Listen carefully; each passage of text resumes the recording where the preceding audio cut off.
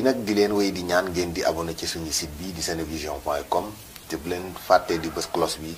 mooy tax mu leen di man di signaler bépp vidéo boo xam ne dugal nañ ko ci site bi ngir ngeen man di topp suñu ngeen jëf mbokk yi safo rajo Futur Média 98.4 ñoo ngi am mbégte di ànd ak yéen ci seen émission bi lay di géew bi comme ni ñu koy amalee tous les samedis de 10h à midi ñu am mbégte di ci ànd ak yéen di waxtaane ay ponk yu fasantikoo lépp ngir développement bu dëkk bi ñu ciy faral di ànd ak nag ak ñi nga xamee ne ñoom ñooy def actualité ci biir dëkk bi tey seen thème bi nga xamee ne moom la ñu tànn day nekk rétrospective des faits saillants de l'actualité en 2020 maanaam li nga xamee ne moo fi gën a fës ci ay actualité ci at mi nga xamee ne moo ngi jeex dans quelques jours ñu ànd ci ak suñu chroniqueur traditionnel yi Babacar Samb bu xibaar 24 salaamaaleykum Babacar. salaamaaleykum Mouhamed Sow Diop. war ci ànd ak ci kanam ak ki nga xamee ne moom mooy Marema Diop bu RFM Mbacké waaye également ki nga xamee ne kon mooy suñu invité tey ci rétrospective bi di El Hadj El Modou Gueye bu quotidien Vox Pop waaye également di télévision bi di DTV salaamaaleykum El Hadj Modou. waaw waaleykum salaam Mohamed. on est à un mètre de distance tu peux enlever le masque. waaw ba tey c'est bon donc maa ngi leen di nuyu bu baax di leen gërëm di leen sant di rafetlu invitation bi di am mbégte de retrouver des jeunes frères mais également des confrères. waaw ñu ngi nuyu auditeurs yi nga xam ne ñooy suivre yëpp damay am toujours mbégte di ñëw. di teew fii ci 98.4 RFM Mbacké. jërëjëf sa kër la ñoo ngi lay gërëm bu baax a baax également saa yu ñu la soxlaa ñëw nga wuyu si ñu baaxee ñu sa xalaat ak sa xam-xam bi nga xamee ne ñëpp naw nañ ko te rafetlu nañ ko bu baax a baax ni ñu war a doxalee waxtaan bi moom mooy dañ koy pàcc ay parties yoo xam ne dañ koy fas yéene waxtaanee bokk na ci actualité politique yi ci atum 2020 waaye li nga xam ne moom mooy mbirum couvre-feu ba ak coronavirus ba kenn mënu ko fàtte waaye également li nga xam ne moom mooy li ñu war a tàmbalee mbirum insécurité fësoon na lool ci atum 2020 ak li nga xam ne moom mooy les différentes affaires qui ont eu lieu bokk na ci charité ba ñu rey ci weeru juillet fële au niveau de Madiana waaye également l'affaire des 2 enfants yi nga xam ne moom la ñu égorgé woon ak yeneen yu bari. Babacar boo doon xayma l'année sécuritaire au niveau de Mbacké et Touba lan la lay jox. waaw Mouhamed Sow Diop maa ngi lay nuyu di nuyu El Modou Gueye mu jàkkaarloo di sama mën naan patron si liggéey bi ndax boo ma dalal baax te c'est une fierté nga jàkkaarloo moom ay firndeel ni rek xëy na dama jàngaloon moom moo ko c'est une fierté ñu bokkaat maa ngi moom benn plateau bi. voilà yow di lay sant bu baax également Mouhamed Sow Diop ma tendre la perche si moment yu dur vraiment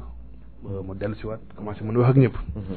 loolu moom c'est une reconnaissance bu may def avant tout bu dee si wàllu insécurité mën nañu wax tey alhamdulilah ndax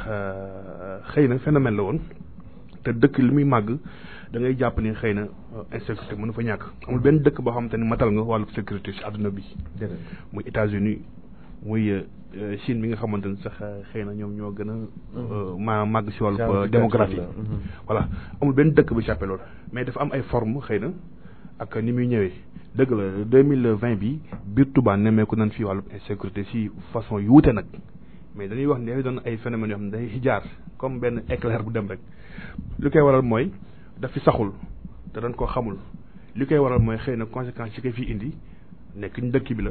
dëkk bi yaakaar la nit am na lu mu jàpp ni bu ñëwee fekk na ko fi par exemple si wàllu braquage yi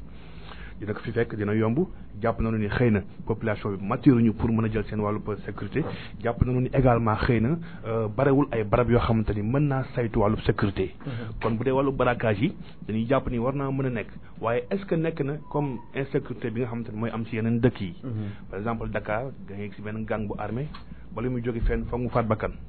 Touba moom gisaguma fi gang boo xamante ni faat nga bakkan da ngay jël li ngay jël rek. nga dem boobu benn la si wàllu xëy na braquage yi beneen bi sànq ñëw nga si wàllu tamit maanaam charretier bi ñu fa rayoon cas isolé la ñuy wax ndax du si faral di am ndax benn dëkk bindoo na bindoo boo xamante ni bandi yi nekk Dakar ak bandi yi nekk Touba wutewuñu sax ni ngi doxale yi nekk Dakar li tax ñu nekk bandi dañuy dëgg par exemple si benn famille boo xamante ni xëy na pauvreté am na fa wala ñuy dund ak seen ay parents wala ay gang ci biir koñ bi màgg ak moom jàpp ne loolu mooy réalité xale yooyu seen àdduna yëpp dañ koy doon bandi te benn yar gi xëy na amu faak yooyu Touba au moins lu mu bon dëkku bi yaakaar la am na maanaam yoonu Sëriñ Touba teg daara yi mi ngi fi di dressé ak yooyu dëgg la nit ñi ñu ngi jógee yeneen dëkk ñëw mais boo ñëwee di nga rus wala nga jomb pourquoi parce que koñ bi ngay dëkk di nga fa gis benn kilifa bu fa nekk di nga ñëw gis xale yi dem daay ak yooyu moo tax cas yooyu en général dafay isolé cas isolé pour toi cas isolé pour man moo tax boo ko déggee tey ak nit bala nga koy déggaat dayoo également waaw mënta ñàkk waaw mënta ñàkk boo ko déggee tey bala nga koy déggaat day yàgg te foofu boo xoolee ñaari xale yi doon xeex la mën na wax si ay bandi primaire lan xeex yi saa kenn xëy na wëcc na jamal kenn est-ce que kooku au fond bandi la woon du woon bandi xëy na arme jóge naka nag mu rey kooku mais toujours da nga koy dugal si lowu insécurité bu dee nag ki nga xamante ni par exemple yi si gën a kii laa wax yi si gën a siiw moom moo rey ñaari doomam moom mobile meurtre ñëpp xam nañu ni beneen mbir la mobile bi waaw kon yooyu day am fii di am fee di am fee globalement ak braquage yëpp boo ko saytoo da nga xam dëkk bi day màgg échantillon yooyu di am si biir société bi mënta ñàkk mais taxul ñu wax ni Touba dafa am insécurité récemment avec mbir yi nga xam ne moom mooy machine à sous yi ak également médecine chinoise bi ñu ne dafa dugg ci dëkk bi mu mel ni dëkk yi di Touba ak Mbacké pratiquement amuñu frontière lu waaye jële fële mun ko yóbbu ci biir est-ce que loolu aussi du tiitaange ci suñu xale yi ak suñu machine à sous bi am na fi waaye am na gën a garaaw machine à sous te dafi yàgg mooy salle de jeu yi chaque jour ñu ngi koy romb babi foot yi chaque jour booy yi ngi teg xaalis di carte xaalis moom dafa yàgg si mun naa ni en fait gox yu bare mais fii am na ay booy yu koy fooye dañuy gis ay booy yu teg dërëm ak ñaar dërëm yooyu machine à sous beneen forme la bu gën a moderne rek xëy na moo tax booy yu koy def waaye kenn cautionné wu ko te li mu amee fii noonu la amee partout benn bu dee xëy na médecine chinoise boobu ñu wax bon man du ma leen défendre parce que tey dama fi toog juste comme chroniqueur bien que nag j'en suis membre de l'entreprise j'en suis membre parce que dama adhéré comme tant d'autres mais dama jàpp ni xëy na boo nee médecine rek chinoise rek boo demoon tey tapé Google dangay gis médecine bu légal bu ñu cautionné la la ñu toppee nag man xam nga affaire ma ngi sa yoon du ma ci dugg xaw ma ce qui se passe réellement mais boo nee médecine chinoise à côté kon bu dee insécurité la dañu wax ci tradipraticiens yi ñoom fan lañ légal ak kam moo leen jox ni leen yéen faj leen kon bari na jafe-jafe dañu wax ci ñeneen ñi nga xam te ñi ngi jaay garab yoo xamante ni ay garab yu baaxul la te bu xasee ba dugg Touba dafa raw kon bu ñu waxee si wàllu insécurité la kon war nañ gën a approfondir bari na yeneen forme yoo xam te ñoo ngi fi waaye d'une manière générale pour man garaawul noonu si wàllu insécurité ba nu nekk alerte rouge ba war a xëy na mën a maanaam ñu mu nekk benn crise quoi à mon avis jërëjëf Babacar Samb El Hadj Modou Gueye ci sécurité la ñuy tàmbalee waxtaan bi jafe-jafe yi ñu nemmeeku ci atum 2020 bi bari woon na lool ba ñu lancé li nga xam ne mooy opération sàmm suñu kaaraange kilifay kër police yi def ko ba mu am ay résultats yu am solo Touba et Mbacké ci wàllum sécurité ci at mi ñu weesu nekkoon na loo xam ne tiitaloon na lool askan wi dina mën a def pour ñu mën a dundaat la même année en 2021 en matière de sécurité. voilà jërëjëf Mouhamed jërëjëf Babacar xam nga insécurité parfois booy tudd tur bi le mot est tellement galvaudé que doo xam sax exactement lan ngay wax parce que bon bu fekkee da nga dem ci notion insécurité dans son essence mooy mën nga wax ne amul fii parce que insécurité mooy nga dem ba mënoo génn dem jëndi cigarette fële wala tàngal fële wala nangam loolu moom nga xam ne amul sax Sénégal mais nag dafa am on tend vers une insécurité maanaam dafa am ay jalons yu posé wu yoo xam ne bu yàggee sécurité bi nit ki dana dem ba dootul ñemee génn te loolu mooy insécurité am quoi qu'on dise te loolu on tend petit à petit vers ça dama lay wax benn exemple am na benn waay daaw nee na dafa non je pense ci Tabaski bi la dafa liggéey marché Ocass bay ñibbi këram benn oto topp ko oto bi topp ko ba Madiana fële ci wetu kër xalif bi foofu nee na bi mu jàddee dafa taxaw buntu këram rek gars yi ñëw song ko rek toj verre bi poñe ko ils ont pris tout son argent ba përi dóor ko ba ñu koy toggal xewar dem seen yoon xam nga loolu c'est un pas vers l'insécurité beneen bi aussi mooy gis nga il faut ñuy def ay analyse profonde sur la situation zone bi agglomération bi parce que xam nga agglomération la boo xam ne à part Dakar mu ëpp concentration de population mu ëpp ay nit ëpp nit yi mu ëpp nit nag ci wàllu aussi commerce ak ni ñuy manipuler de l'argent également mën nañ ne à part Dakar fii la ëppee. Ensuite aussi da ngay xam ne que diggante zone bi dafa nekk zone boo xam ne li fi stationné ci force de sécurité boo koy xool li fi stationné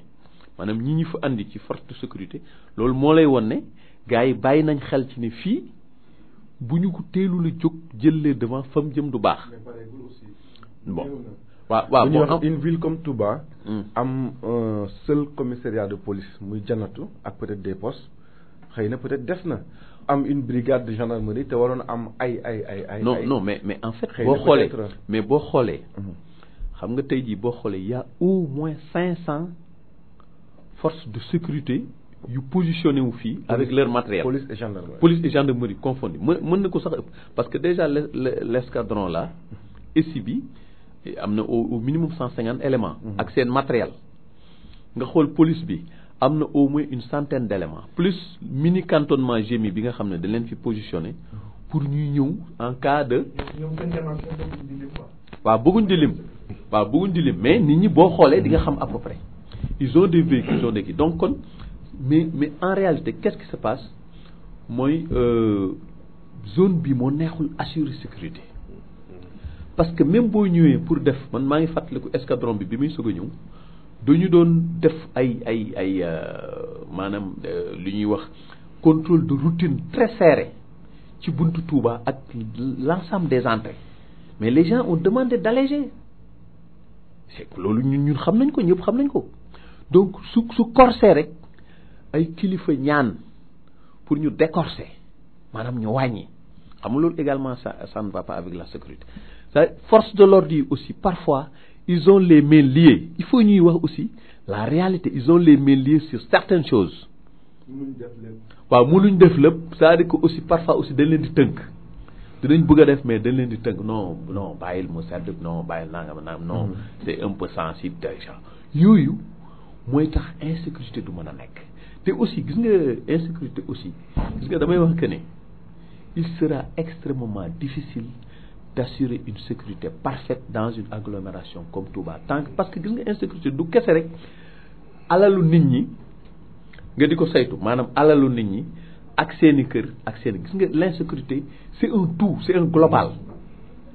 par exemple tey jii bu fekkee nit ki mën na utiliser benn oto boo xam ne daf ko day dem amul matricule bu ko neexee mu matriculer ko tey nii suba mu matriculer ko nële di dem sans impunité ak en toute impunité du moins kooku mënoo ko assurer dëkk boobu assurer fa sécurité dafay jafe bu fekkente ne aussi par exemple tey jii nit ki mën na jël benn papier administratif wala une pièce d'état civil wala un permis de conduire wala même un kii mu falsifier ko en toute impunité yooyu c'est des prémices d'insécurité évasion fiscale bi mais parce que évasion fiscale ni muy amee parce que nous sommes dans un paradis fiscal il y a toujours évasion fiscale parce que entre guillemets parce que paradis fiscal nit ñi dañ koy kii mais paradis fiscal mooy tu es dans un pays où tu payes moins d'impôts tu da ngay dérober wu pour fay ay impôts yooyu c'est ça qu'on appelle un paradis fiscal c'est pas tellement grave bu ko nit ñi dégg dañ koy jàpp ne lu grave la mais paradis fiscal mooy foo xam ne mën nga ñëw installé wu fa di liggéey te li ngay war a joxe ci ay taxes tu vas payer moins de taxes wala tu ne payes même pas loolu yooyu yëpp c'est des sources d'insécurité yoo xam ne boo ko boolee nag ak maanaam nit ñi nga xam ne loolu nit ñi xam nañ ko day am ñoo xam dañuy jóge ci yeneen dëkk ñëw installé wu fi ensuite beneen bi nga wax beneen source d'insécurité bi mooy l'insécurité médicale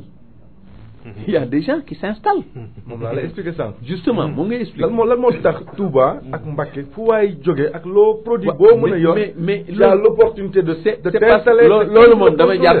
damay jàpp ne état bi la. parce que état booy xool lan moo tax ñooñu demuñu Thiès wala demuñu. mooy li ma la xam nga dama la benn y a deux choses. wax naa ko Babacar ne ma charlatan yi également mais ñoom ñëpp ci même. mais y a tout le monde y a les charlatans ñun ñi sax da ngay dem ba mu yàgg nga bëgg a transformer wu en charlatan parce que c'est un métier qui fonctionne bien ici. xam nga yooyu yu ko andi c'est-à-dire que benn nee nañ mbooloo mi macha allah c'est une grande population. Il y a de l'argent qui circule. Le contrôle n'est pas contrôle bi ni mu war a demee demewu ni donc kon léegi nit ki gis nga fu mu gis ne fii terreau fertile la foo xam ne bu fa demee ay affaire am mën na dox parce que am na loo xam ne boo ko defee Dakar da ngay am problème par contre mën nga ñëw def ko fii en toute impunité moo tax ma ne la impunité boobu nga xam ne moom mooy am. moo tax nit ñi sawar a ñëw installé wu fii parce que dañu naan foofa boo fa demee yaa ngi fàttaliku daaw jéeg. doomu magistrat boobu sàccoon oto papaam. ñëw jaay ko fii. wanteer ko 4 millions benn JMC. nga xam ça coûte ay 20 millions. mu wanteer ko 4 millions. dem tëdd ci benn kër sëriñu papaam fii quoi. xam nga loolu booy boobu xam naa moom bi mu koy def. dafa ni bon. moom impunité non justement loolu la rek c'est-à-dire que tant que les gens tant que nit ñi dimbaliwuñ les autorités religieuses ci mettre fin à l'impunité sécurité doo ko fi mën a assurer c'est aussi simple que ça parce que sécurité aussi dafa am ay fondement mënoo assurer sécurité nit ki te nit ki bëggul nga assurer ko sécurité am loolu aussi dafay am par exemple tey jii les forces de sécurité ils ont de sérieux problèmes pour mener seen liggéey correctement. loolu aussi c'est la réalité. gis nañ fi il faut ñu nangu ko. un commandant de brigade wala un commissaire qui a été muté parce que à la mais suite d'affaires relever de leur fonction injustement ci yoo xam ne tegut fenn xam nga il faut quand même parfois qu'on dise même si c'est extrêmement difficile qu'on appelle les choses par leur nom. parfois c'est ñoom it dañuy dem ba mu yàgg xam nga aussi parents dañuy dem ba mu yàgg da ngay am na ñenn ñoom dañ naan bon fii daal comme nii lay doxee ñun bàyyi ñu nekk fii on gère quoi entre guillemets on gère léegi ñun duñu ci sonn même état bi mais état bi dafa abandonné Touba état bi dafa bàyyi Touba ak boppam c'est ça la réalité xam naa dañ dem ba ne bon comme ñii nii la ñuy dundee te ñun mënuñ ko dindi si ñoom xes nañ leen a may loolu ba mënatuñ ko nangu ci ñoom na leen bàyyi quoi ñu gérer luñ def baax na mais loolu moo ñu dal ci lépp même la maladie la loolu moom moo ñu si dal. dinañ ñëw ci maladie bi mais démission bi nag pour man warul askan wi warul kilifa yi. mais effectivement mais warul également état bi parce que en termes d'investissement. moo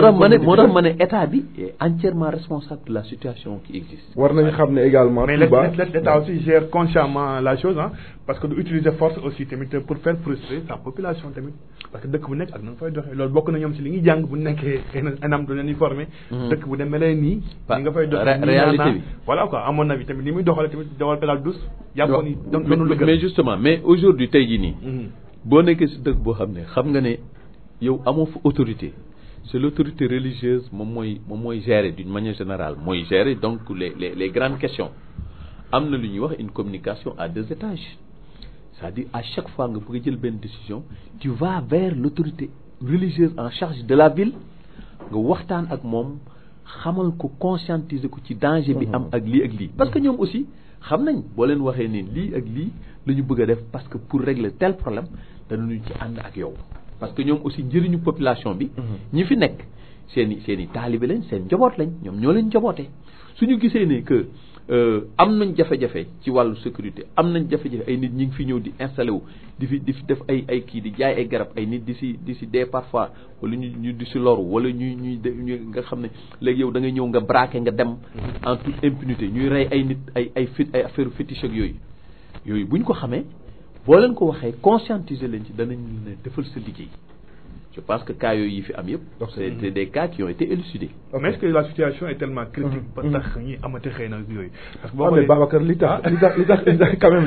la situation n'est pas critique mais elle est grave quoi aussi parce que li tax police daaw boo seetloo daaw le directeur de la sécurité publique li ko tax a jógee Dakar ba ñëw ba fii dem ci sëñ Bass ñu waxtaan sëñ Bass jàpp ne mooy porte-parole khalife général des Mourides mu wax ne nañu bàyyi na état di bàyyi di jàppe Touba comme une cité religieuse kese wala un gros village ba tax li mu fi war a def en termes de moyens humains et matériels du ko fi def déclaration boobu mu ngi fi ni tege à la suite de ça ci lañ def opération sàmm suñu kaaraange donc Babacar la situation elle est grave man dama mënta comprendre dëkk boo xam ne peut-être comme ni ngeen wax c'est une ville assez spécifique boo xam ne xëy na à l'image des autres villes mënoon na am juste rek une police religieuse boo xam ne day sàmm rek parce que am na yoo xam ne kenn du ko fi ñemee def mais bu ñu demee ba ku neex nga dugg ba pare xëy na peut-être ñëpp yemul ñi gàmm non forme bi may waxee moom mooy par exemple comme genre Safinatul Aman nga xam ne ils sont pas dans la répression xëy na el mi xëy na peut-être dem na Màkka xam na lu fay daw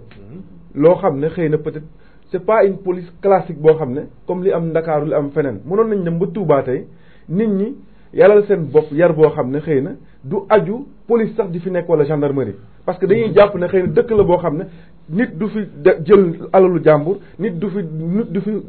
def nangam nit du fi def nangam ba ñëpp yaroo noonu bu ko defee nag xëy na lan la ñuy saytu lan la police bi saytu genre Safinatul Aman yoo xam ne xëy na peut-être ay yenn impair yi yenn incorrection yi nga xam ne ñi xamul dëkk bi ñoo ko fiy jéem a kii mais su boobaa duñ nekk loo xam ne comme li xew Ndakaaru wala xew feneen te man loolu mënoon na am mais bu ñu nangoo ne c'est une ville comme toute une autre loolu am na ñu nangu ne également liy dal feneen na mën a dal fii nga xam ne mooy diwaan bu Touba loolu mooy wax ji mais Jo pour ma compléter la foofu gis nga booy xool même nga boo traverser un peu les écrits de Serigne Touba nga xam fi nga xam ne foofu la bëggoon a yóbbu dëkkam projet de daf ko bëggoon a def benn dëkk boo xam ne dëkku sécurité lay doon dëkk bu dal boo xam ne bu fa sa xaalis waddee sax ñu ñëw jox la ko boo dëppee nga far ko boo dëppee nga fekk ko fa maanaam ay nit yoo xam ne dañ leen a yar teg leen ci yoon ñuy nekk ci diine doxal charia di doxal ba nga xam ne du soxla mais loolu éducation la loolu nag boo traversé les écrits de Serigne Touba da ngay gis ne moom loolu la bëggoon mais malheureusement ay yeneen nit ñoo ñëw ils ont renversé tout ça c'est ça le problème. ngeen permettre ma introduire l'autre chroniqueuse Soxna Marema Diop Soxna Marema ñu ngi waxtaan ci wàllum insécurité mooy le premier sujet bi nga xamee ne moom la ñu abordé nga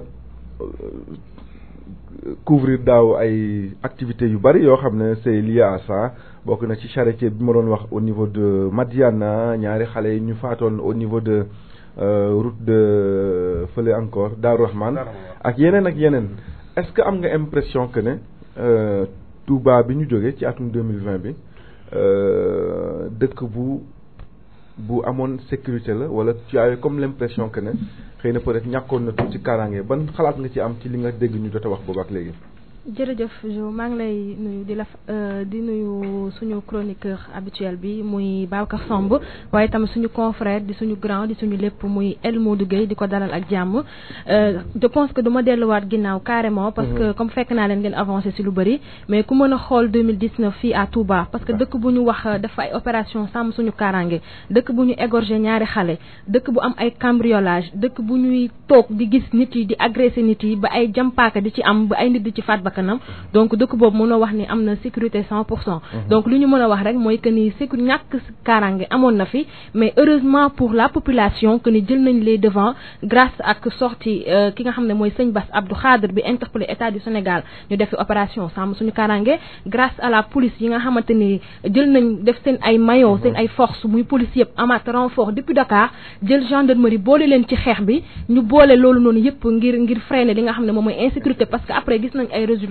des gens yoo xam ne dañ leen interpeller lépp donc mën nañ wax ni au début ça existait y en avait mais après gis nañ ni am na tuuti dal donc loolu yëpp dañ ciy sant li nga xam ne mooy li ñu conjuguer les efforts que ça soit muy religion que ça soit muy état que ça soit muy poste yi ñu fi fekk ba ñu mën a amené wu ci résultat boobu leneen loo xam ne aussi tamit dinaa ko si yokk tuuti mooy Touba dafa nekk dëkk boo xam ne el wax na ko xëy na Serigne Touba dëkk bu mu xës ba def ko utal ko këyit kon kooku xooloon na dëkkam fi mu bëgg mu dem fa parce que da ko utal këyit titre foncier la ñu nekk Touba mais dañu dem ba jamono ji mënuñu wax titre foncier carrément parce que bu ñu mënoon a respecter les écrits de Cheikh Ahmadou Bamba Khadimou Rassoul mooy dañuy respecter li mu fi teg c'est-à-dire peut-être famille Mbacké ñoom ñoo fiy nekk peut-être famille Bousso ñoom ñoo fiy nekk peut-être lii ak lii ñoom ñoo fiy nekk ñu yar seen famille noonu ba ku ñëw loolu nga leen di fekk culture boobu nga leen di fekkee mais dañuy def ouverture da ngay gis ne daf ci yokkaat sëñ Touba moomu ci boppam ne fu waay dugg boo ñëwee Touba mën nañ laa dalal loolu indi fi ay quartier périphérique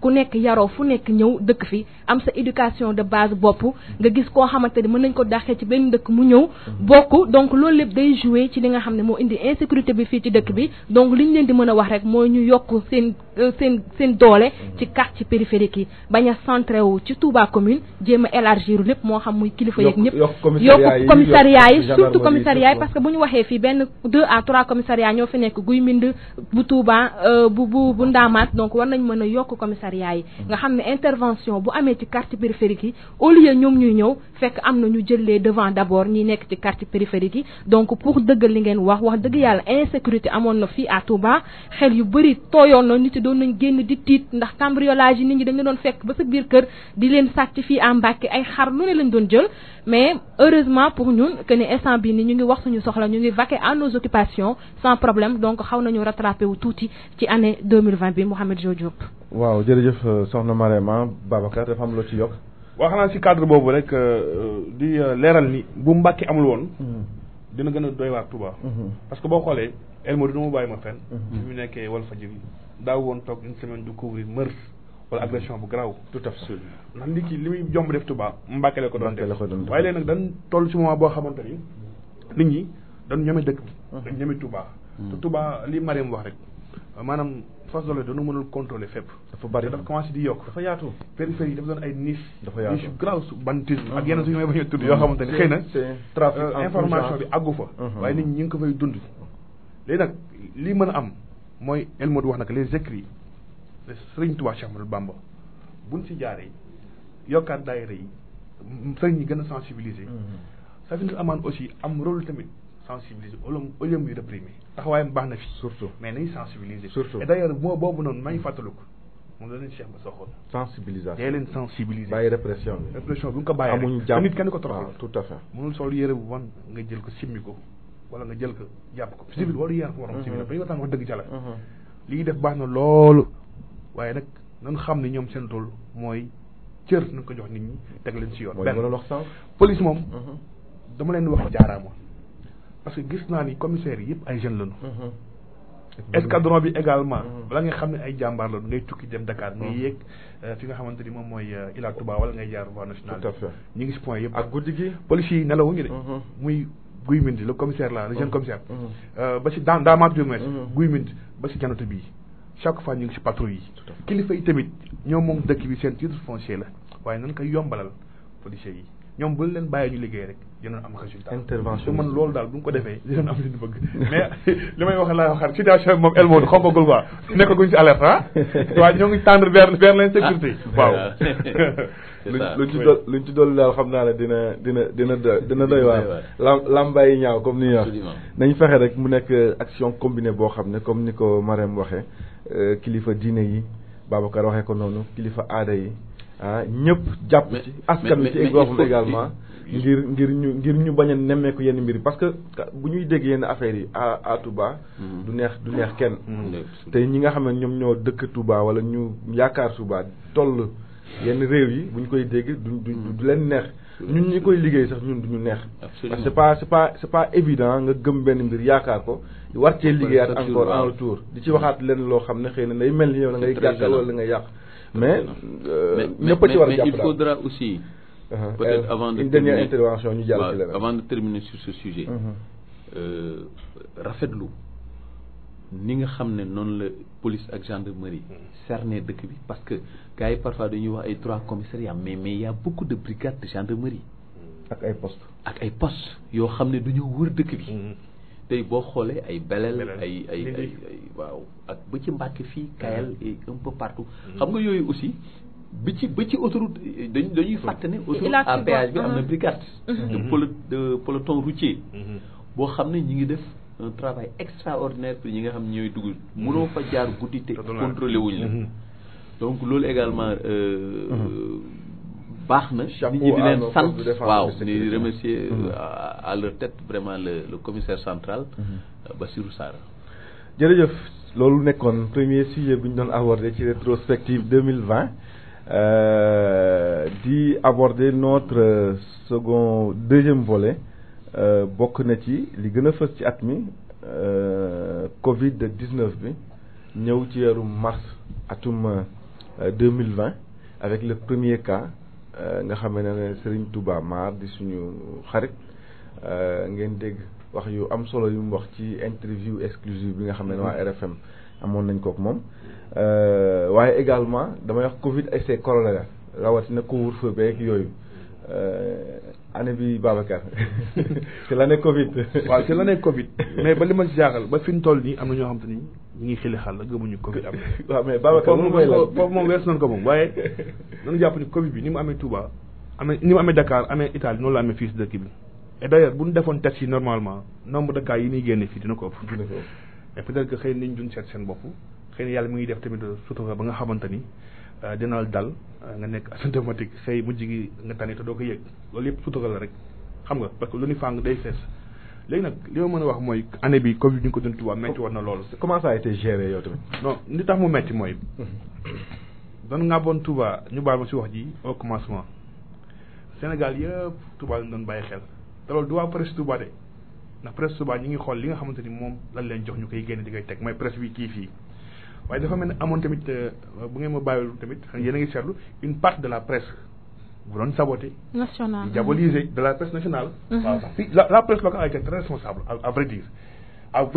ils ont été très responsables. te contribution wu gis nga presse bii ci Covid bii mën naa wax ni sax am na lu mu liggéey lu bari fii ndax systématiquement scientifiquement fexe nañu ba sensibiliser la population ñu adhérer seen i cause muy rajo muy presse écrite di presse en ligne loolu moom nan leen ko nangul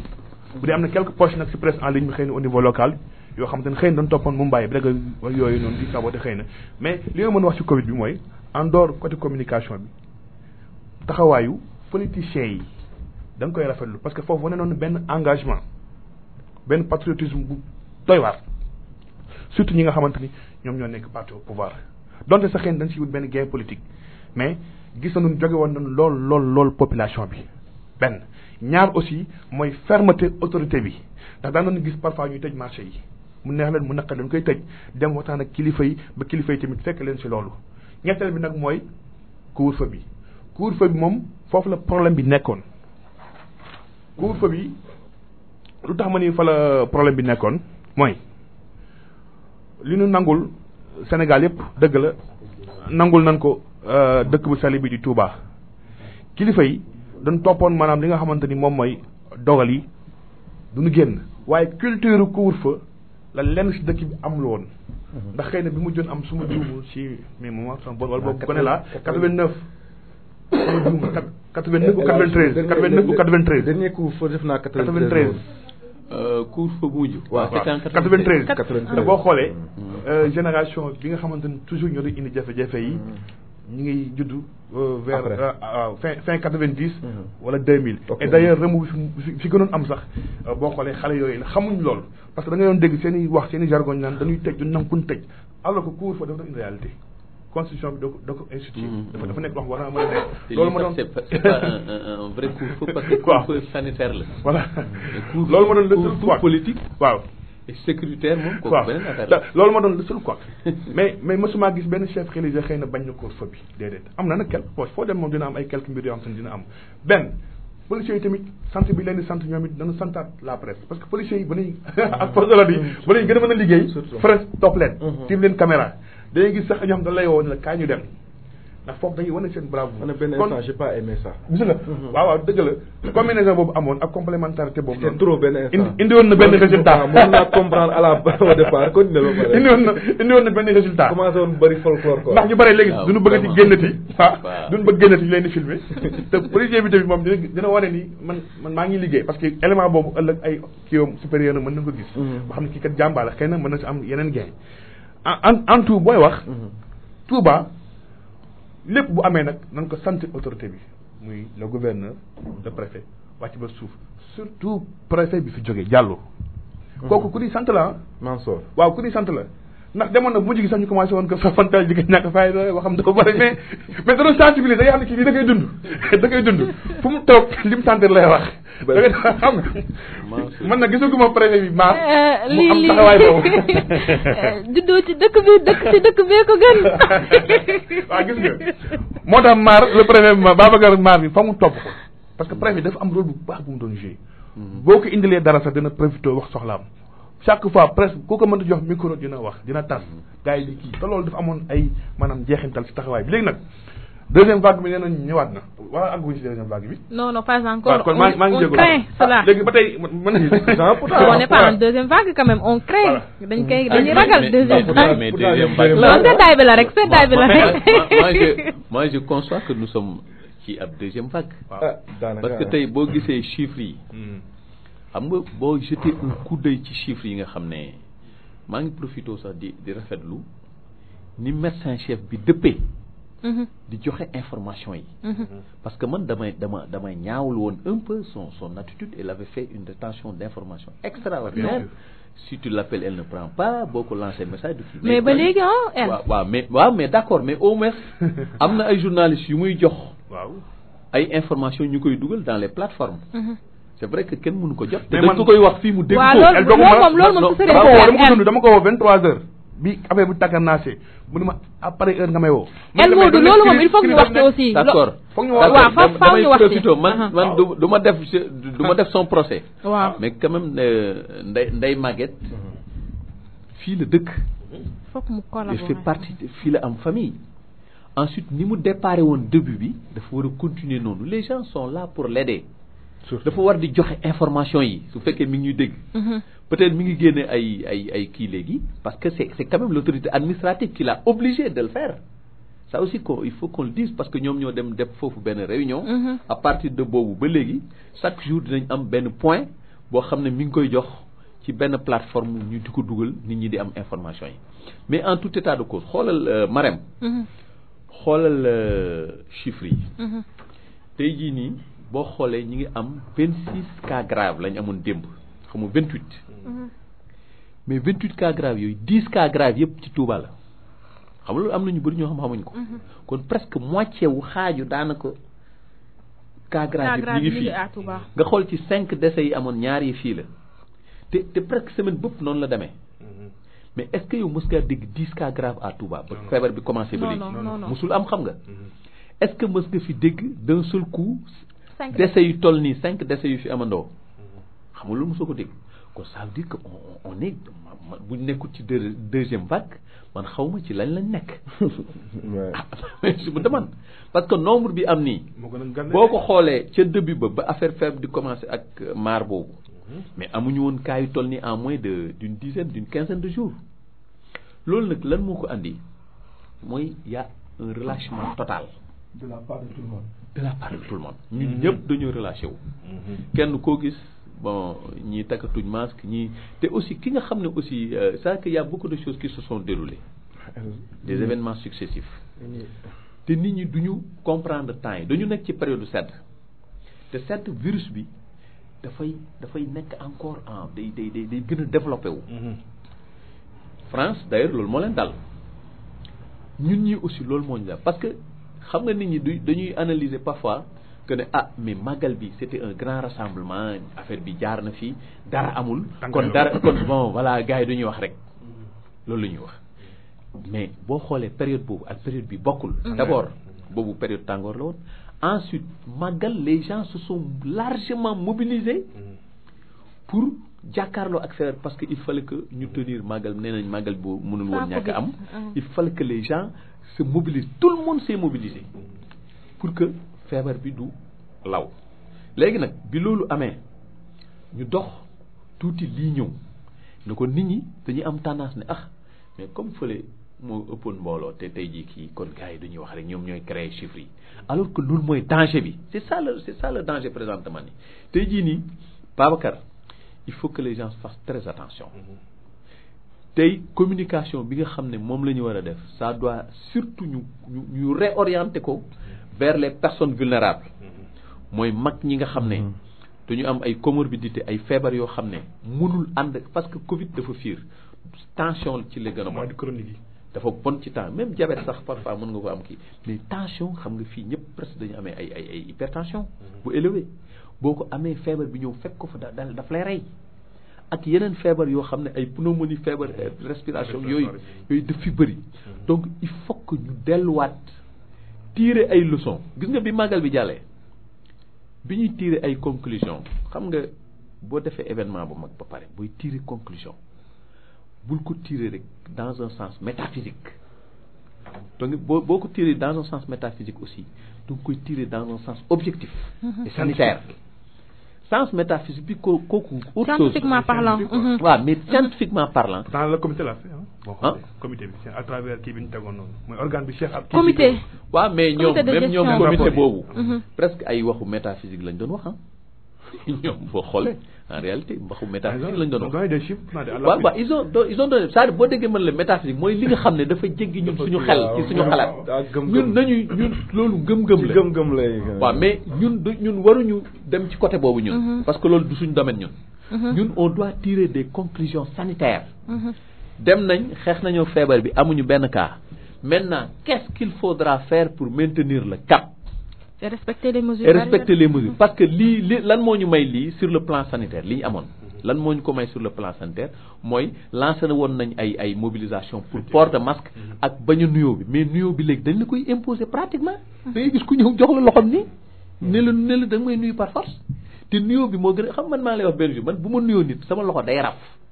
parce que dama gént benn jour sëñ Mountakha may nuyu ma ñëw man maa ñëw di ko nuyu mu ne ma lii bu ko defati bil dee dama kii xam nga loolu peut-être gis-gis la loolu c'est un peu métaphysique ma di ko wax ni mais boobu ba léegi man damay jàpp ne loolu message la bu ma jox peut-être man pour ma transmettre ko te loolu moo gën a gaaw gis nga takk masque bi nii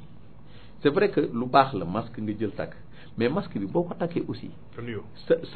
sa loxo bi ni nga koy dindee ak na ngay tege parce que loxo bi mooy jël feebar virus bi na ngay dindee masque bi ak na nga koy kiiwee loolu rek mën nga cee amee feebar bi le plus rapidement possible donc moo tax ñun war nañu góorgóorluwaat delluwaat encore suivre ki nga xam ne moom moo jiite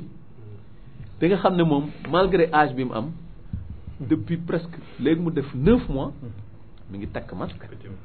nit ñi di ko gis di joxe exemple te mu yow wóor na ne kii moom mooy sa référence ñu dellu ci li kooku di def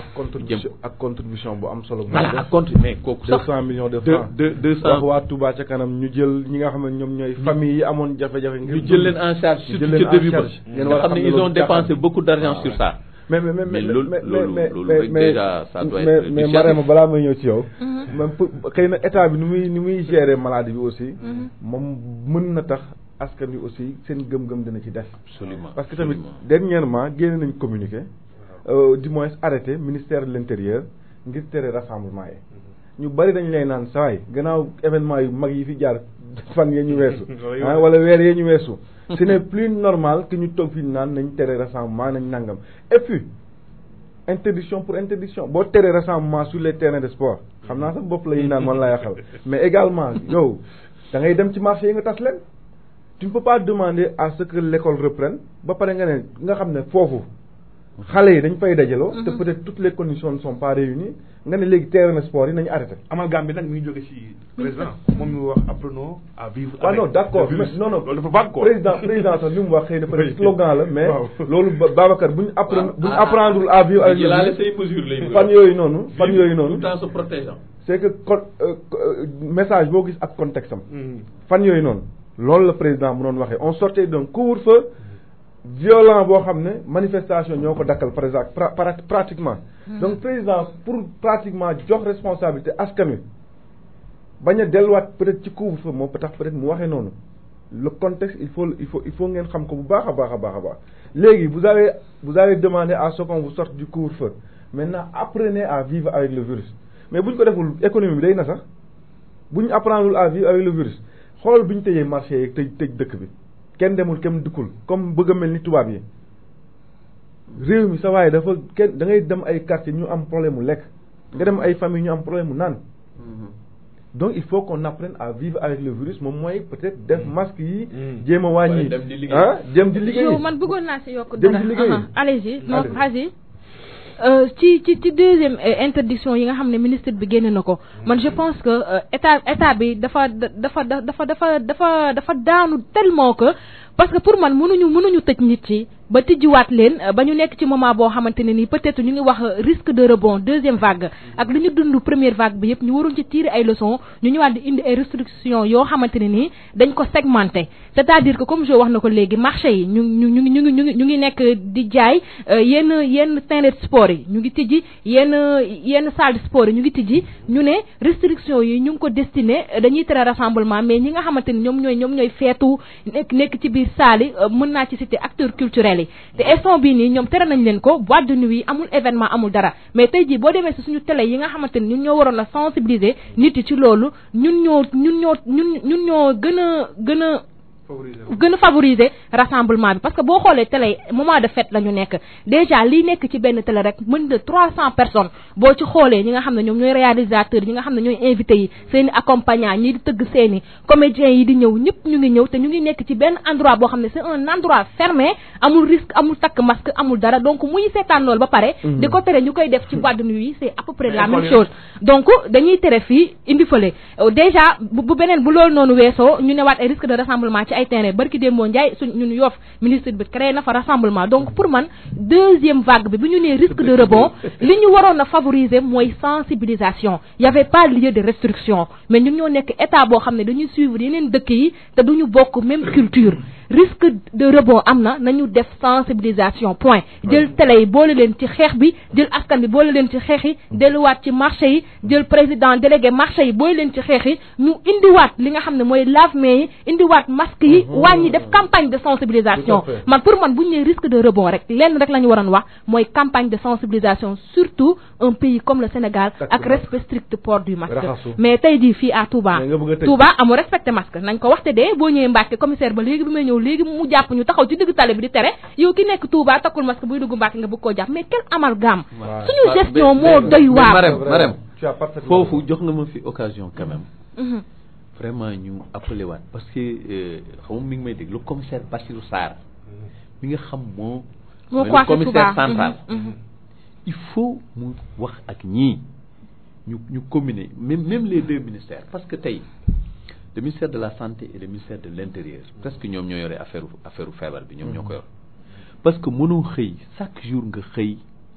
amatoo yoon ci circulation bi amatoo yoon fenn boo xëyee rek dem nga gaare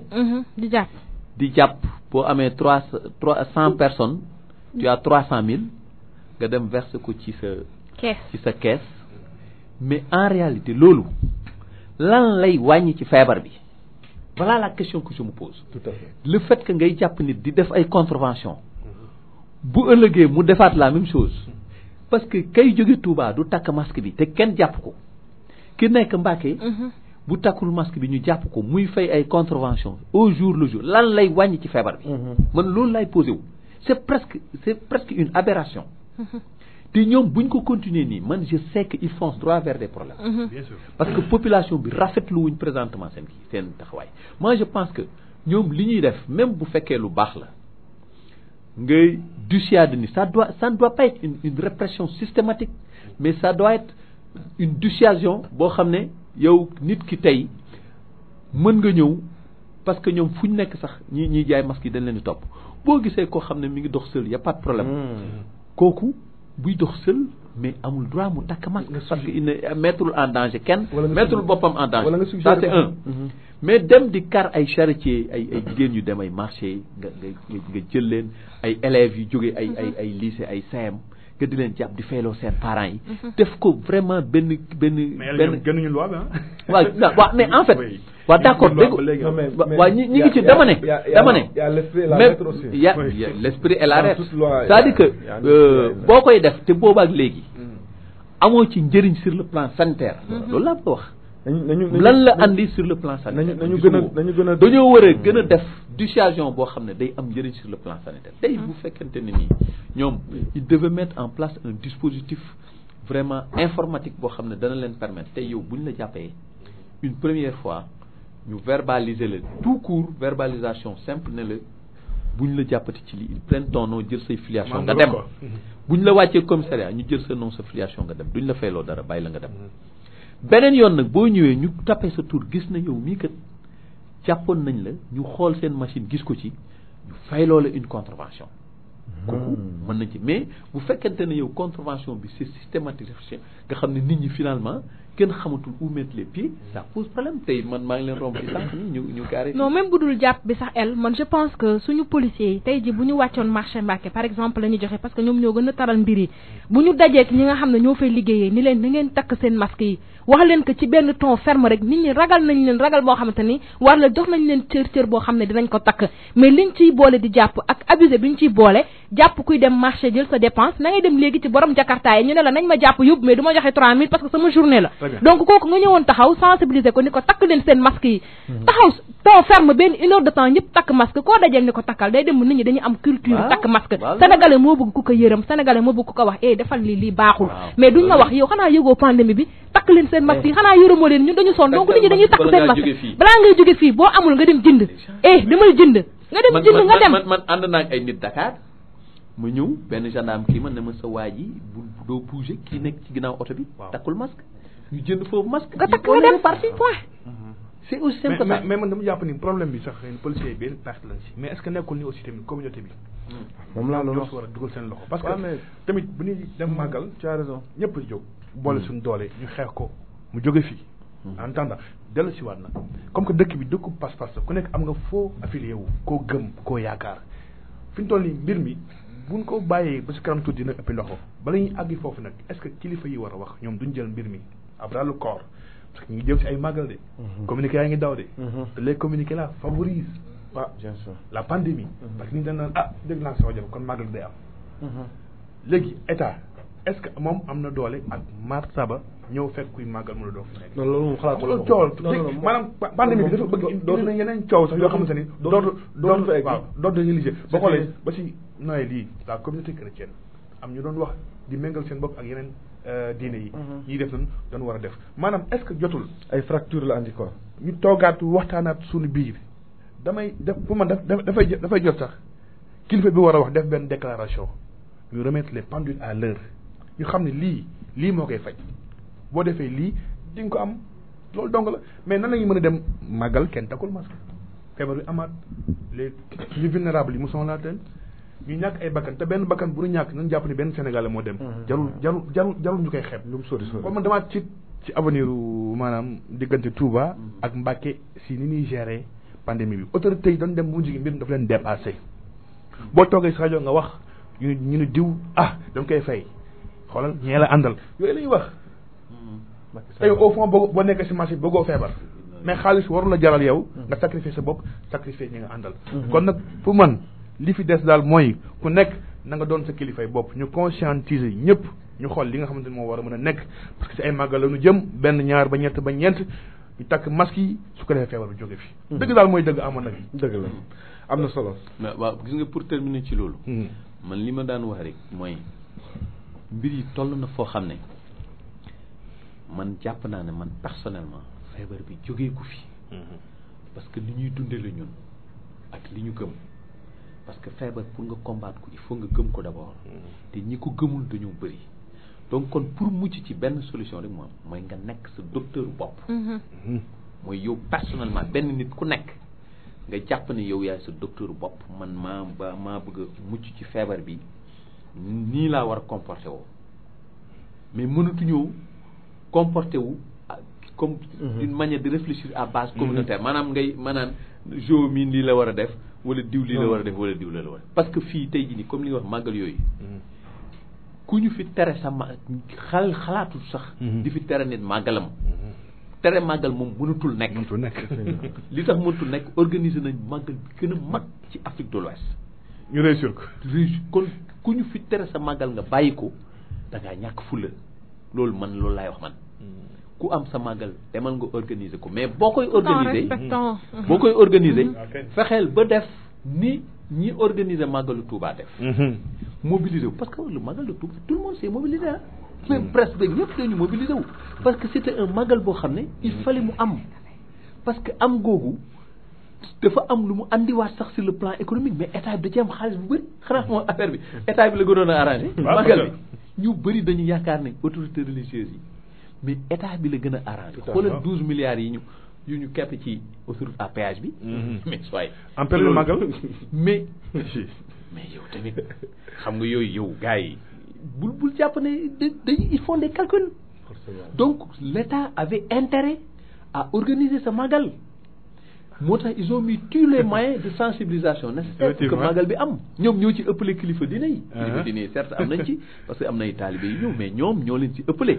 léegi nag ku bëggatee organiser sa magal fexeel def comme ni waa magalu Touba def. nga organiser sa magal tranquillement arrêté yi ma gis nii. waaye arrêté yi kon est-ce que duñu arrêté xool yeneen forme de communication.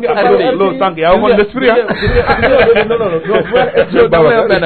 non arrêté yi moom arrêté yi moom du ay arrêté yi dara daanaka. non ay arrêté tombé en désuétude quoi. quand même c'est juste pour non tu peux pas demander aux gens d'arrêter la pratique du sport. ba pare nga ne damay gëmm sama bët ci leneen ak leneen ak leneen. la loi elle est impersonnelle générale. waaw non mais donc tu fais pas d'arrêté.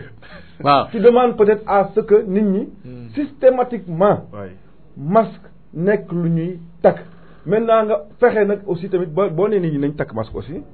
man gis naa ay réew yoo xam ne ils ont mis à disposition les masques mu nekk lu gratuit. mais Babacar mënoo di xëy war a dem wut daw yi dépense. policier bi war laa kar pour benn masque nga war ko jënd 200 war a jëndal sa fukki doom. tamit loolu dafa métti à la fin ça devient 2000 francs est-ce que boo leen ko toggoon ceeb ngeen lekk doo mais masque yi loolu y a un problème à ce niveau. il faut que état bi def en sorte que le masque soit gratuit et disponible. faut tourner dem masque ñu jox ci takk der yi aussi au lieu ñuy def ay 3000 bu ñu leen joxoon ay mbuusi masque. bu ñu romb yoroo masque ñu ne la takkal ba xool ba wëlbatiku ba xam ndax boo takkul ba xam su boobaa nag ñu mun la yóbbu sax à la kaso wala feneen. voilà justement c'est ça mais pour man fi mu ne nii moom nekkatuñ ci nekku ay tere nangam ak tere nangam donc man pour man l'arrêté du ministre de l'Intérieur moom daf day kadik. non arrêté boobu moom daanaka parce que ni el wax moom kenn xalaatutul tere nit mu màggal. mais kuñ ko ci def boo ko nangoo aussi te kii ma wax la fa benn le président de la République parce que feebar bi ba mu commencé ba léegi. parce que le président de la République Macky Sall war na jóg mu dem visiter benn CTE. ñu photo gars yi. mais sooy dëkk yëpp président yi déplacé wu nañ dem au moins ci benn CTE. mais jël disposition de sécurité yi war ci moom ba nga xam ne bu fa demee du fa jëlee feebar bi mu dem au moins gis malade yi gis ko mais c'est le président de la République. mais kooku c'est dans l'autre même dëkk yi jege sax def nañ ko.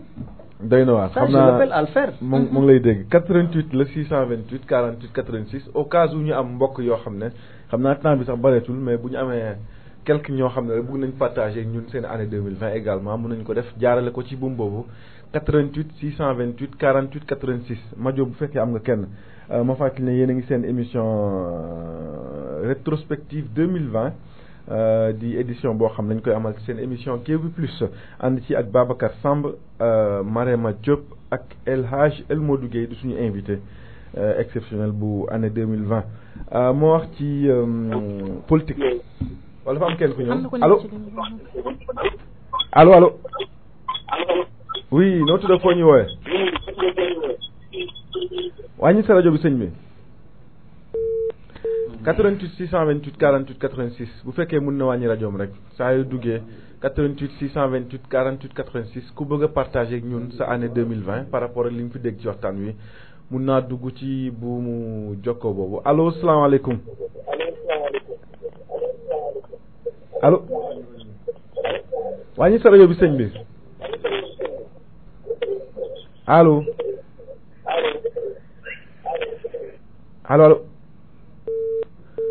ku dugg nga wàññi sa rajo s'il vous plaît ndax déggante bi gën a neex 88 628 48 86 ñu ngi également en live sur Facebook RFM Mbacké ku ko tapé rek di ñu gis live vidéo nga gis suma chroniqueur yi gis Babacar Sam gis Marema Diop ak suñu invité El Hadj El Modou Gueye ma fàttali leen ne kon yéen a ngi suivre seen rajo Futur Média rajo bi jiitu ci diwaanu Bawol allo salaamaaleykum wa rahmatullah. waaleykum salaam wa rahmatullahi wa barakaatu. noo tudd foo ñuy woowee sëñ bi. maa ngi tudd Saliou sant Mbacke di nuyu Touba. sëñ Saliou ñoo ngi ziar bu baax a baax Mbacke. dal na ko yàlla nag Mouhamed da nga def. ñu ngi sant bu baax. maa ngi leen di nuyu suma xarit El Hadj Modou Gueye. di nuyu Babacar ak soxna Marema. di nuyu également auditeurs et auditrices yi dëkk yëpp. ci diwaanu Bawol. oui allo. ñoo ngi lay dégg bu baax a baax sëñ bi. ñoo ngi sant yàlla bu baax nag di julli ci Yonent bi alayhi salaatu wasalaam di sant Cheikh Amadou Bamba. di ñaan ñi nga xamante ni sunu borom dogal na ñu génn àdduna ci 2020 bi ak li ko jiitu yëpp yàlla leen yàlla àtte ci yërmandeem. amiin di jaay Seydina Muhammad alayhi salaatu wasalaam. amiin ñi nga xam ne it yàlla dogal na ñu am ci ay gàllankoor wala ay tawat wala ay yitte lu mu mën a doon yàlla na ko yàlla saafara. ñun ñi nga xam ne yàlla bàyyindee gurna yi itam yàlla xiir ñu ci siraatal mustaqim tënk ñu ci ak njub may ñu wér may ñu fanu gudd te jiital ci nag sunu yaakaar fekk ëllëg si Ahmadu Muntaxa ak mboole mu jullit damay faral di wax ne at mi nag moom su dajee ak moromi atam yi dana rus lool atum 2020 su dajee ak moromi atam yi dana rus ba liggéey parce que boo xoolee li nga xam ne mu ëpp solo ci ab jullit at mi ñëw na nee na ren kenn du ko fi defee mu jëm mag at mi ñëwaat ne tere naa leen kenn ku tawat ngeen di ko seet tere naa leen ngeen saafanteeg seen moroom jullit tere naa leen it am na ci jullit yoo xam ne bu ñu génne àdduna sax nañ leen war a waajale sax at mi ñëw na tere ak yeneen ak yeneen ak yeneen wala bu di ko waat terewaat li ëpp solo ci ñun muy julli ci mbooloo mu ñëw nañu tere naa leen ko donc kon moom bu dajeeg yeneen atam yi am na lu mu wax ñu ko olof yi waxee waaye nag duñ ko ñaanal mu dem ak jàmm moom na dem rek moom dafa ñu fi ñun di toog li xale yi daan faral di wax it ren mu mel ni bu namee ñaaw yàlla mel ni daaw loolu yaakaar naa ren kenn du ko wax. dëgg la. donc yu mel noonu nag bokk na ci li nga xam te ni. li ñuy fàttali ko ci at mi la. macha allah jërëjëf. waaw waaye nag dara jiitu ji nag sant ci yàlla nag ndax lépp suñu borom la. léegi nag El Hadj Modou mu wax léegi pour une seconde rek nga terminer lu am importance parce que moom lu mu wax rek lu am njëriñ mais tey dafa wax loo xam ne yàgg naa ko remarqué wax naa ko sa samay vidéo dama leen wax ne leen jaadu woon na tey jii li nit ñi di laam-laamee président de la République moom mun na ko confirmer nit ñi mooy moom na déplacé wu dem comme ni ko kilifaam defee Macron comme ni ko ñeneen defee jaadu woon na tey jii mu déplacé wu une fois sax pour mën a dem ci lieu yi nga xam te ne fi la ñu fajee nit ñi su boobaa maanaam bu doon 100 personnes ñooy lam-laamee sax moom au moins dana ci am 160 yoo xam te ni moom danañ sax ñu comprendre te waxoon naa leen nit ñi weddiwuñ feebar bi parce que gëm nañ bi nekk Italie këpp nekk France mais ñoom lañ gëm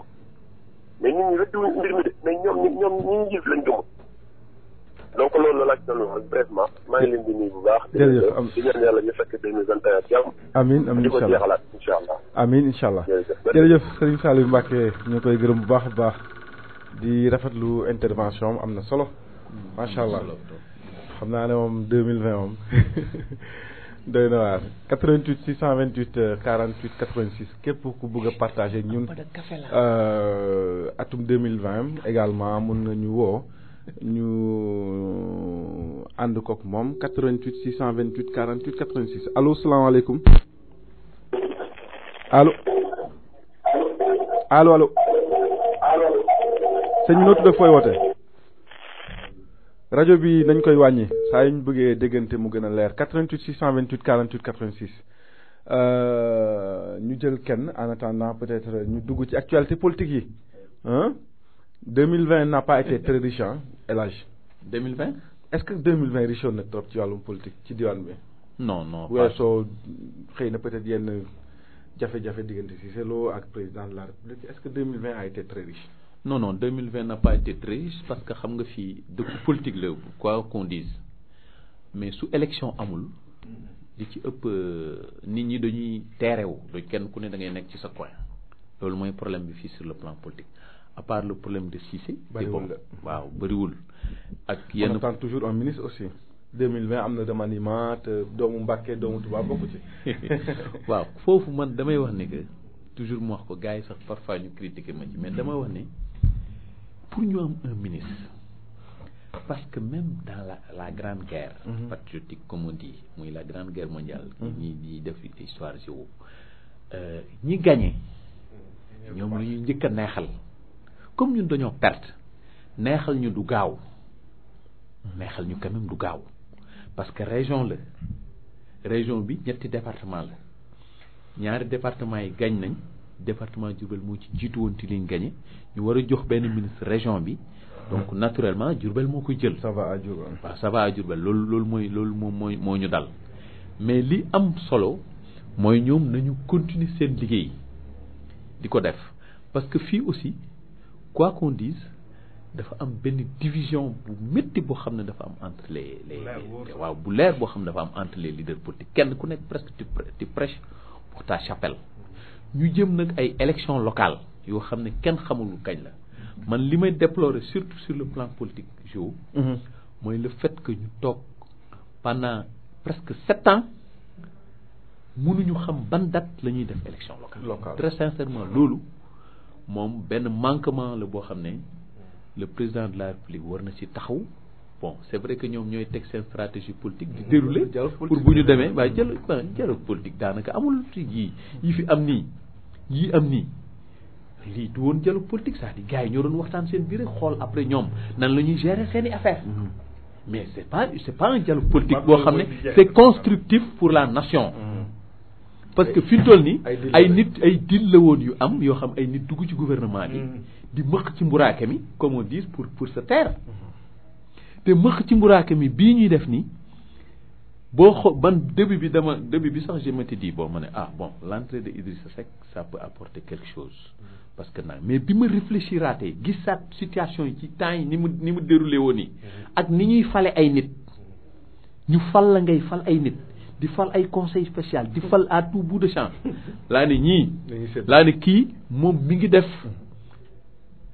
fii la mën a yem moom ci wàllu politique man loolu laa jàpp fii la mën a yem mi ngi ci benn fii boo xam fii la mën a yem. d'accord allo salaamaaleykum waaw ma jox Babacar. waaleykum salaam salaamaaleykum. noo tudd foo ñuy woowee. Mohamed Diop na ngeen def Bassirou Gaye la Bassirou Gaye bu AFP. Bassirou Gaye AFP Touba oui maa ngi leen di nuyu. ñoo ngi lay fay. alors di nuyu sa co-débatteur yi nga nekkal El Hadj El Modou Gueye. Babacar Samb Marema. alors dañ leen di féliciter bu baax di leen encourager. parce que vous faites partie de la.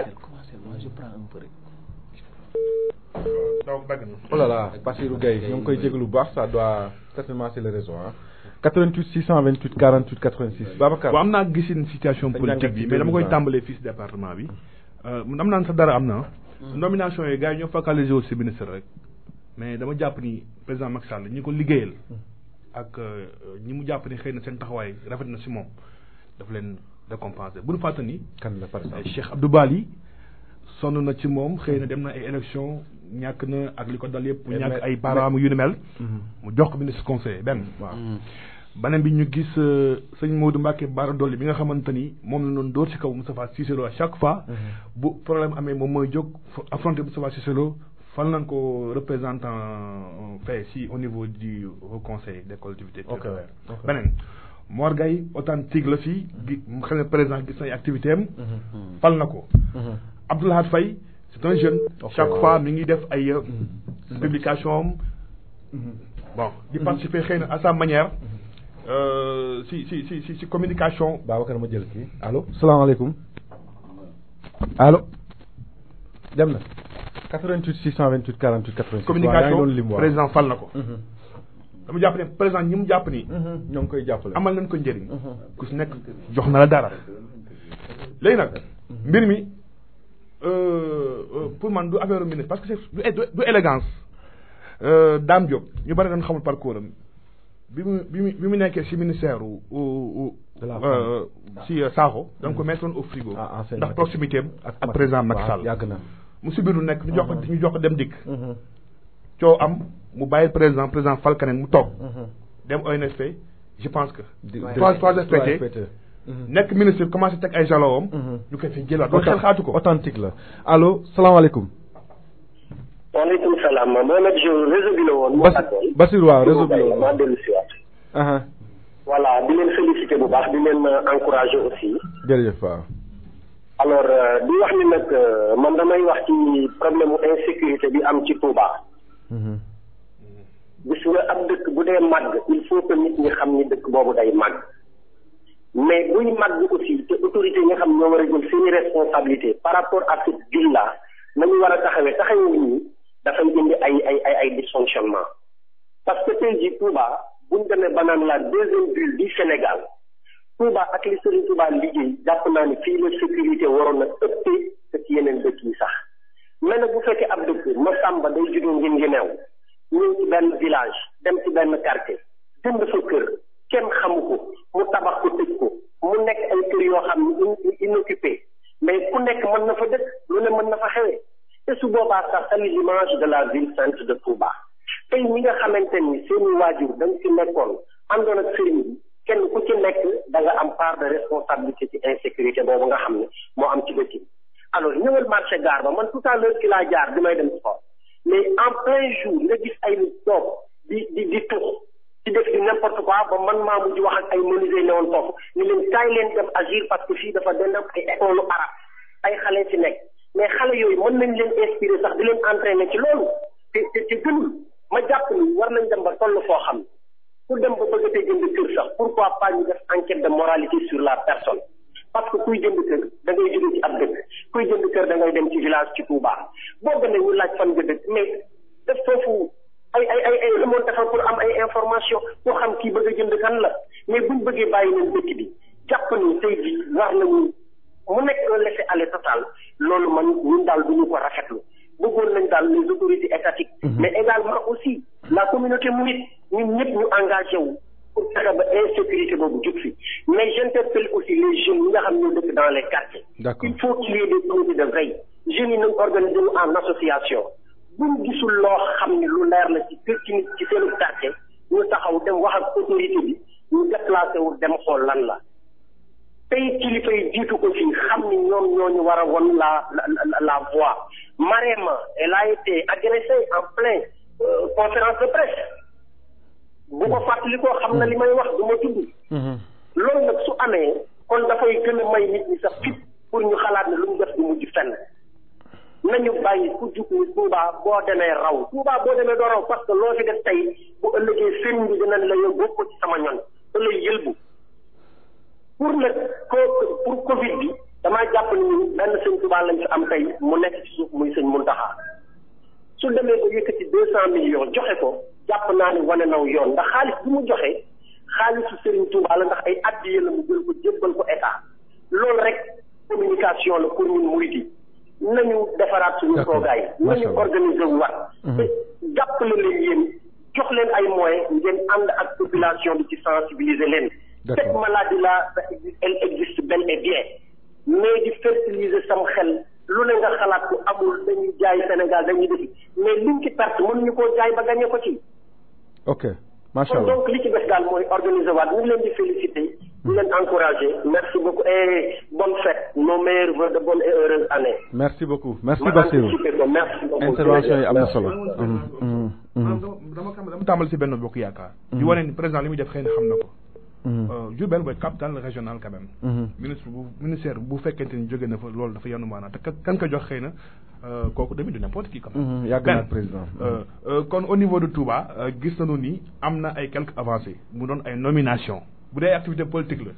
ñoom ñu ngi koy def à leur manière. soit dañuy ñëw def benn social profité aussi def si politique wala ñu dem te gis naa sax lu bees Touba lu mosula gis si biir benn bokk yaakaar. ñu ngi dem si dëj yi ànd ak ministre def convoi di jàll ji ñu ngi gën a jóge population bi. Mbacké le cas DG Galaba ñu ngi constaté détection aussi si rang si biir 2020. loolu aussi loolu tamit cas la. ak ay actualité judiciaire aussi. voilà ci biir camp. waaw loolu tamit cas la dañ koy wax parce que dafa bokk si biir benn bokk yaakaar te il n'est pas n'importe qui kon mën nañu wax ni y a des hauts et des bas si biir benno bu dee PDS ñoom danoo resté aphone defuñu dara. li ko waral xëy na mooy Karim Wade bi ñëwul présidentiel boobu lañ découragé ñii dem si Madické Niang ñii dem ànd ak Idriss Seck mais après Karim si ñoo fi nekkoon di yëngatu sax mais 2020 bi gisuma ñu def leen activité boo xamante ni mën nañu wax activité d'envergure la Sonko mi ngi def ay activités yu patriotique yoo xamante ni dañu so seetluwul xëy na mais dafa am solo may nañ fi dara ñetti yoon si hôpital bi en tant que des policiers.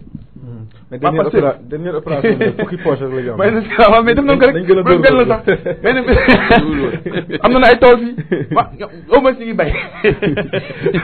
mooy les tool patriotiques la. waaw parce que fii kon ñoom ñi ngi déroulé. maanaam boo xoolee ñett ñooñu ma lim loolee mën a wax réew mi moom danoo gagné élection ñu ngi ko gagné je pense que 2019 mais 2020 benn sorte lañ fi def benn. waaw mais benn xam nga réew mi seen gagné boobu ñu gagné woon élection yooyu. waaw boo ko analyser aussi contexte la woon. waaw mais tey jii nii boo tegaatoon carte yi. mën naa bañ demee noonu. parce que c'était lié à un contexte présidentiel il fallait combattre le président bi fi nekk. pour teg fi kenn. bon léegi ñoom ils ont rallié finalement le président. voilà donc côté boobu moom. ma ñëw si beneen côté xam naa di nga si sa xalaat sax. waaw Madické Niang nag kaa la parce que moom jëkk saana. 2020 la bàyyi politique waaw ci 2020 la. waaw 2020 la bàyyi politique loolu ci kaar. waaw loolu lépp fii la xewee. waaw effectivement waaw yow man maa lay posé waat question boobu. Madické Niang. loolu moo ko sabablu wala da nga ko maanaam da nga ko imposé ak yan jeexintal la am ci kan ci avenir am. waaw xam nga moom bon foofu mën nañu wax sa ñaari wax am na parce que moom moo ñëw ci benn message vidéo mu xam boo xam ne dañ ko wone xalif bi ci boppam moo ko wax ne ko yow da nga fi war a nekkal peuple bi waaw yow ay politique sax waratoo ko def yow da nga fi war a nekkal peuple bi xam nga nekkal fi peuple bi nag boo koy xool mooy yow da nga war a nekk un homme boo xam ne tu es partout et nulle part presque daanaka maanaam yow waratoo nekk di xëccoo dara ñu toog tuuti mu def conférence de presse ne man kat terewuñ ma politique dañu ne rek nangam a nangam mais loolu ni ñu koy mën a jàngate daal mooy Maître Madické Niang man dama jàppoon ne boobu xëj na dañ ko waroon a mettre directement à la disposition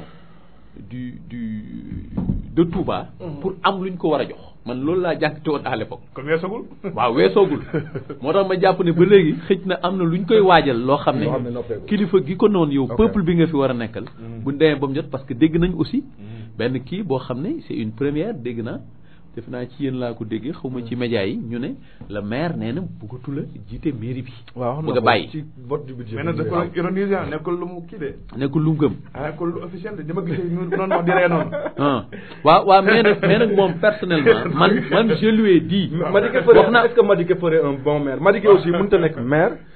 alors que ñoome nañ ko fi conseiller municipal. te mu pendant 5 ans mu teg loxo mu fi teg tànkam justement loolu aussi mais maire bi en personne moom maire bi en personne moom su ma doon moom munuñ nax nit ñi même buy ironiser le maire Abdoulaye Ka sax boo defee fukki at ci loo ko def 2 mandats la bàyyil nga jox ñeneen moi je lui ai dit ça de vive voix intérêt moom mooy mu bàyyi là ne peut plus rien prouver waaw et puis moom mairie bi daf koy bloqué mais pas Madické waaw bon je sais pas kan lañ fi teg kooku ñoom di dépendre ensuite ni ñu gisee nii mooy dernière partie yu émission bi laa bëggoon boo paree waaw foofu daal lay terminer maire bi moom li gën ci moom na continuer gérer entreprise am bàyyi mairie bi parce que loolu moo gën ci moom présentement man ci ni ma gisee ma leen di ci sànni kàddu avant ma lay désigner loo ku ci ne nag vers la fin j'aime pas bi. non nañ dem ci j'aime pas bi y a pas de souci. non je pense que la politique sama confrère wax nañ lépp y a pas de. c'était pas trop mouvementé ici surtout bu ñu génnee le cas Madické Niang genre noonu. y avait pas carrément la politique vu le contexte de la pandémie donc c'est tout à fait normal. on remplace ça par chacun va ku ci ne da ngay choisir sa homme de l'année nga wax ñu lan moo tax. loolu moom la ñuy remplacer au niveau local quoi. wala kenn koo xam ne il n'est pas au niveau local mais am na comme ku mel ni Madické xëy na dimension nationale la mais am na taxawaay au niveau local genre yooyu lañ bëgg peut-être on va pas commencer par notre invité mais Babacar ko bàyyi nga wala ma jox ma ok demal joxal kenn rek dama bëggul def loo xam ne dama koy tatane non doo tatane bëgguma tatane quoi non joxal kenn dem su guddi ba léegi daal bi nga ma ko waxee maa ngi réfléchir di xool homme de l'année yow xam nga ñu bëri mais dama am benn embarras de choix quoi mais jox ñu ñaar ko jox ñu 2 hommes kenn ak ki ci topp bon man dinaa génne benn politique moom kan la te su ma ko waxee dana bett ñu bëri man sama homme de l'année Cheikh Abdou Mbacké Gaïndé Fatma la et pourquoi dinaa wax lu tax quelques raisons Cheikh Abdou Mbacké Gaïndé Fatma il est très courageux tout à fait gis naa qualité yi si moom ubbeeku na benn intellectuel la ñaar diine gi aussi boo ko ci wooyee tamit mënoo ko cër tout à fait ñett seen naay plateau TFM 2STV partout il est très disponible ku ñeme la aussi benn lu tax ma nangul ko homme de l'année mooy que ni li mu traversé lépp mu ñàkk ay waajuram ay parents am choix bi mu def waaw ñëw nangoo nekk di politique choix naan waaw choix bi dugal mu gëm politique bi topp ko surtout parti au pouvoir mais du fekkoon parti bu nekk en lambeau dispersé wu. mu recoller les morceaux. recoller leen parfois mu woo leen invité leen ay yëpp 2020 invité leen ay añ buy màggal ñëpp lay waxtaan ak ñoom. maanaam foo ko fekk. da nga koy wax lu ko naqadi sax da koy sëgg. Aliou Ndao da nga koy dépassé mais. da koy sëgg bu ko neexoon ni taalibeem lii def la mais du ko def. maanaam capacité boobu capacité managériale bu mu am. macha allah ba téye APR. ak stratégie boobu muy dawal. man dama gis ni. c'est des raisons mérité na homme de l'année cadre politique. même homme de l'année à titre général. cadre waaw man côté boobu ak ni mu géré màggal gi. xëy na sax sama gars moo de am na benn sortie bu mu defoon xëy na gis quelque quoi parce que moom il est moom lu mu wax da nga ko ci topp parce que moom naan lu muy wax am fu mu ko teg. d'accord waaye man li ma siy gis comme ni mu géré màggal gi. bon si côté communication surtout comité bi ñu tegoon ngir xeex mbas mi. surtout ngir xeex mbas mi. moo leen yóbbu ci xalifa bi.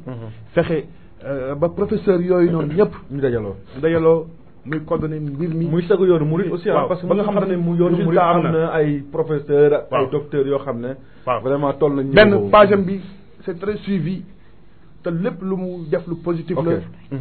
te doo ko gis mukk. am na yu fi am si diggante tarixa yi. mu wax ba wax loo xam ne day gaañ beneen tarixa. keneen ki kan la toujours day ñëw. keneen ki kan la mu man sama dala ne si wàllu politique. moom la. kan la waaw jeex bu dee si wàllu diine. man demoo fa nen le khalife général des mourides. sëñ Mountakha li nga xamante ni.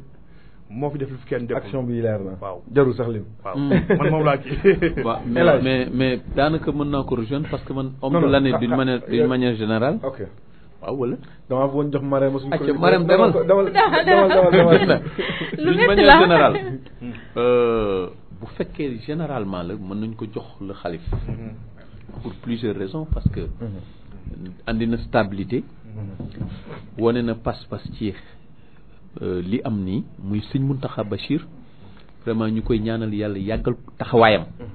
waaw moom vraiment mu ne ko pour plusieurs raisons mooy yi fi xew yëpp ak ni mu ci taxawee surtout ci feebar bi ak ni muy génne xaalisam di ko def ci askan bi. mais am na aussi beneen boo xam au niveau national sëñ Mbaye Sy Mansour. macha allah parce que moom li tax mu def ko homme de l'année d'une manière générale moom dafa constant. lam ne woon. fa mu toogoon jógu fa. tout à fait. gars yi demoon ñu ngi koy bëgg a fekk si waat. donc kon constance dafa baax. dernier kii nag kooku au niveau international la mooy le président Issoufou du Niger. bi nga xam ne vraiment problème mu troisième mandat yi. mu ñëw ne man du ma def troisième mandat rek kooku président Afrique yi au niveau de l'Afrique de l'Ouest war nañ cee roy. macha allah mu dem guerre. voilà en tant que général dem si terrain bi. Marème. xanaa ma rejoindre ñun duñu def woo suñu homme de l'année beneen il faut que ñu ñëw ñu décorer leen mais malheureusement peut-être homme de l'année bu 2020 bi peut-être ñi wax nañ ko tuuti man j'ai pensé au khalife général des mourides mais comme ñoom wax nañ ko en tant que ma jël porte-parole am muy sëñ Bass Abdou Khadre parce que ku wax sëñ Mountakha Mbacké Bachir aussi li nga wax sëñ Bass Abdou Khadre parce que à 44 ans nga porter la voix mouride def fi lu nekk gis nañ ñi fi jot a jaar yëpp affaire ay malentendu lu ne jaax na fi mais moom aussi mu ngi nekk fi mu nekk rek ci gab bi gestion pandémie bi comme sëñ Gaynde Fatma ni mu ko defee mu topp leen jiital leen donc doo wax sëñ Mountakha te waxoo sëñ Bass Abdou Khadre donc peut-être kon naa ko décerner rek titre homme de l'année bi ngir changer tuuti. mun nañu am invitation wala mercredi mun nga ko assurer. non dinaa ko woo ni ko na ñëw ñu décerner ko prix homme de l'année. au moins ñu seq waxtaan mercredi. waaw incha allah en tout cas ce serait bien. ce serait super ñu ñëw de fin d'année. boo xam ne même bu ñu mënee am seen kaddu. wala ñu jëli leen sax en interview. ñu dugal ko ñoom ñu joxe seen avis ci année 2020 bi ce serait super. c'est pas officiel. mais suñu yéene la bu ñu am ci ñoom suñu yëg-yëg bu ñu am ci ñoom. ñu yokk ci innovation RFM aussi. idée RFM. mais loolu kii la